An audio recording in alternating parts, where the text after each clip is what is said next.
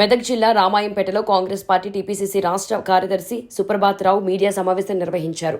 Congress party ఇచ్చిన హామీలు తప్పకుండా నెరవేరుస్తామని, అవినీతి లేని ప్రజాపాలన కోసం కృషి చేస్తామని అన్నారు.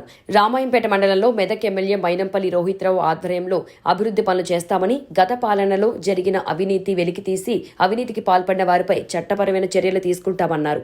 ఈ మీడియా సమావేశంలో బ్లాక్ కాంగ్రెస్ పార్టీ అధ్యక్షుడు రమేష్ రెడ్డి, పట్టణ అధ్యక్షుడు వెంకటి, కాంగ్రెస్ నాయకులు పాల్గొన్నారు. దందాలు చేసారు 10 ఏళ్ల పల్లె కాబట్టి వాళ్ళు ప్రజలు ఓడించారు. మేము ఆ దందాలను అనుమతించే ప్రసక్తి లేదు. వాళ్ళ దందాలను అడ్డుకుంటున్నామని చెప్పి, వాళ్ళ అక్రమాలను అడ్డుకుంటున్నామని చెప్పి దుష్ప్రచారం చేస్తూ దానికి తీవ్రంగా ఖండిస్తున్నాం.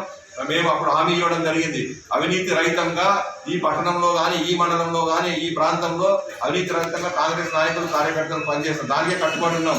ఎక్కడైనా కాంగ్రెస్ నాయకుడు కానీ, కాంగ్రెస్ కార్యకర్త కానీ ఎవరినైనా బెదిరించో బుదిగించో డబ్బులంటే మా దృష్టికి తీసుకురండి, వాళ్ళని అవసరమైతే పార్టీ నుంచే బహిష్కరిస్తాం.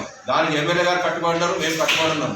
ఎమ్మెల్యే గారు ఆధ్వర్యంలో పూర్తి స్థాయిలో ఈ ప్రాంత అభివృద్ధి చేసి చూపిస్తాం. రామాయంపేట పట్టణం వాళ్ళ ఆయనలో సర్వనాశనమైంది. ఇలా రామాయంపేట పట్టణంలో హైవేలు పోయిన రోడ్లు మట్టి పోసి రోడ్లు నడిపించారు. వాళ్ళు 10 సంవత్సరాల నుంచి మొరం పోసుకుంటా డాంబర్ రోడ్డు ఖరాబ్ చేయడం జరిగింది.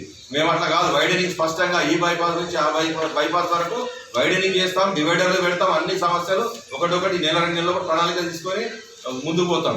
అదేవిధంగా మున్సిపాలిటీకి ఖచ్చితంగా ఇప్పుడు మీ ముందు కూడా స్పష్టంగా చెప్తున్నాం, వాళ్ళకి నిధులు రాలేవు. అప్పుడు కేసీఆర్ గారు ఎన్నికల ముందు ఏదైతే తప్పుడు హరీష్ రావు గారు తప్పుడు వాగ్దానాలు చేసి 25 కోట్లు ఇచ్చినాం, 50 కోట్లు ఇచ్చినాం అన్నారు. ₹1 కూడా రామాయంపేట పట్టణానికి అభివృద్ధికి రాలేదు. వాళ్ళు రాలేదు కాబట్టి ఆ నిధులు ఖచ్చితంగా ఆపేయడం జరిగింది. వాళ్ళు పెట్టిన ప్రాంతాల్లో మేము పెట్టడం ఉండదు. ఎక్కడ ప్రజలకు అవసరమో, ఎక్కడ ఈ ప్రాంత ప్రజలకు అవసరమో అవి అక్కడే కొత్త నిధులు తీసుకొచ్చి అక్కడే అభివృద్ధి చేస్తాం తప్పితే వాళ్ళ ఈ కౌన్సిలర్ పెట్టినానో, చైర్మన్ పెట్టినానో, వైస్ చైర్మన్ పెట్టినానో మేము పనులు చేయదలుచుకోలేదు. మేము మా నాయకులకు కూడా, మా నాయకుల ఇంట్రెస్ట్ ఏమున్నది, మా ఎమ్మెల్యే గారి నాయకత్వంలో, రోహిత్రావు గారి నాయకత్వంలో మేము మా నాయకులు కార్యకర్తలు అందరూ పనిచేస్తారు. అవినీతి రహితంగా అయ్యాలి, మా ఎమ్మెల్యే గారు అయితే అవినీతి రహితంగా పనిచేస్తాము అంటున్నారో దానికి కాంగ్రెస్ పార్టీ నాయకులు కార్యకర్తలు కట్టుబడి ఉన్నారు. మేము పదే చెప్తున్నాము. రామాయంపేట పట్టణంలో కానీ, మండలంలో కానీ దుష్ప్రచారం చేస్తే నిజాంపేట మండలంగా దానికి ఖండిస్తున్నాం. ఎట్టి పరిస్థితుల్లో దాన్ని అనుమతించే ప్రసక్తి లేదు. పత్రికా సోదరుల దృష్టికి వస్తే కూడా మా దృష్టికి తీసుకురండి, మేము సరి చేస్తాం. ఇచ్చిన ప్రతి ఇల్లు మేము సమర్థిస్తాం. వాళ్ళకి ఇంకేమైనా సౌకర్యాలు కావాల్సి ఆ కాలేజీ సౌకర్యాలు కల్పిస్తాం తప్పితే దుష్ప్రచారం చేస్తారు, ఇల్లు క్యాన్సిల్ చేస్తారని ఖచ్చితంగా క్యాన్సిల్ చేస్తాం. ఏ ఇల్లు ఎవరైతే తీసుకొని అమ్ముకుంటారో ఆ ఇల్లు క్యాన్సిల్ చేపిస్తాం, అర్హులైన పేదలకు ఇప్పిస్తాం. అదేవిధంగా ఏవైతే 56 ఇల్లు మిగిలిపోయినాయో ఆ 56 ఇళ్లను కూడా అత్యంత నిరుపేదలు, రామాయంపేట పట్టణానికి చెందిన నిరుపేదలకు, ఏదైతే రోడ్ వైడింగ్లో ఇల్లు పోతే వాళ్ళు నష్టపోతే వాళ్లకు ఇవ్వడానికే పెడతాం తప్పితే ఇంకో రకంగా వాడుకునే ప్రసక్తి లేదు. అదేవిధంగా మొరం సమస్య, మట్టి కొట్టనిస్తలే ఊర్లే కాంగ్రెస్ పార్టీలు కొట్టనిస్తలే సమస్య ముందుకు తీసుకురావడం జరిగింది. దాన్ని తీవ్రంగా ఖండిస్తున్నాం.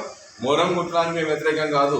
వాళ్ళకి ఏదైతే 10 సంవత్సరాలుగా అలవాటు అయిందో ఆ ప్రయత్నాన్ని ఆపిస్తున్నాం. వాళ్ళు ఏదో 10 సంవత్సరాలుగా గుట్టలన్నీ దొబ్బేసారు. గుట్టలన్నీ దొబ్బి 500కు, 600కు, 700కు ఒక ట్రాక్టర్ అమ్మడం జరిగింది.